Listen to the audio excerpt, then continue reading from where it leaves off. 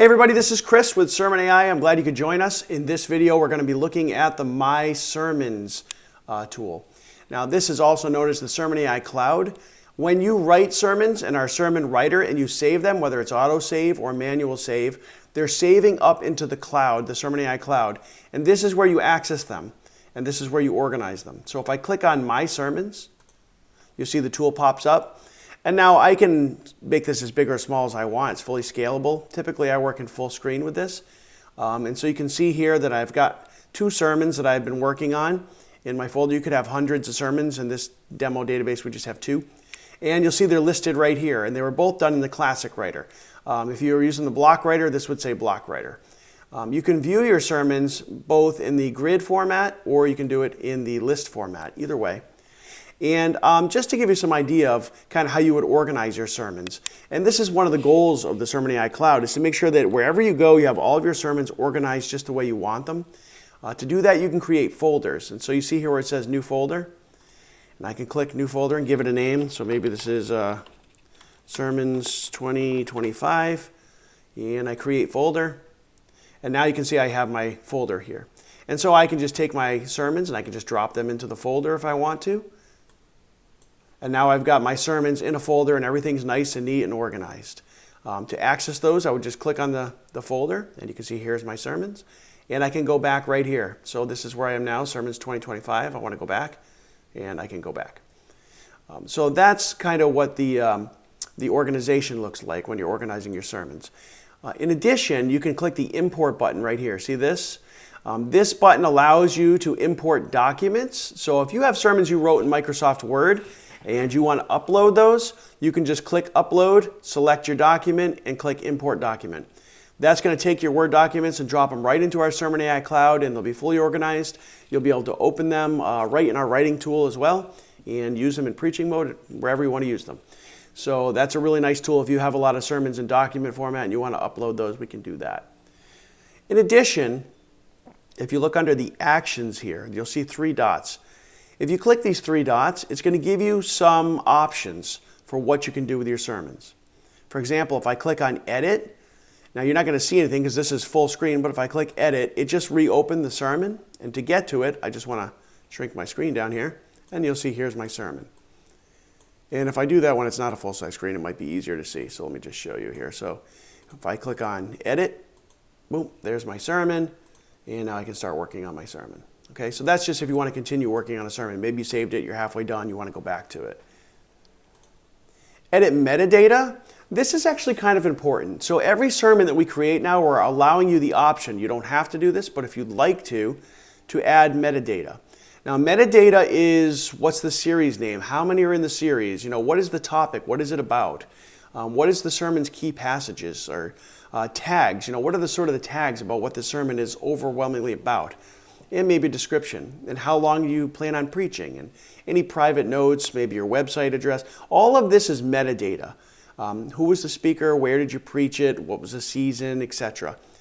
It may seem like it's kind of a pain to put this in, but actually we use AI and this metadata to really help you, and I'll show you how.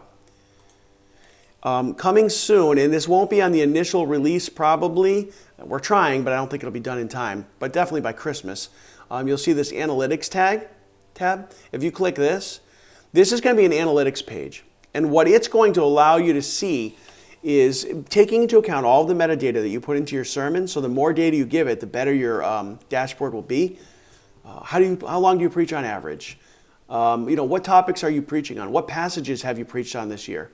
What passages have maybe you skipped that you should be preaching on this year? But we take it even a step further, and I'll show you here in the sermons. If you go into one of your sermons, let me click on my folder here, let me go to my sermon, and I click the share button. I'm going to be able to share this sermon now with my congregation. All I have to do is copy this link right here, so you see it, I just click copy, and I can email that link to anybody that I want in my congregation. Maybe I want to text it or email it to the whole congregation, and you can allow them to comment on it, allow them to rate the sermon, and you can determine how long that link is good for before it expires, whether it's 1 hour or 30 days.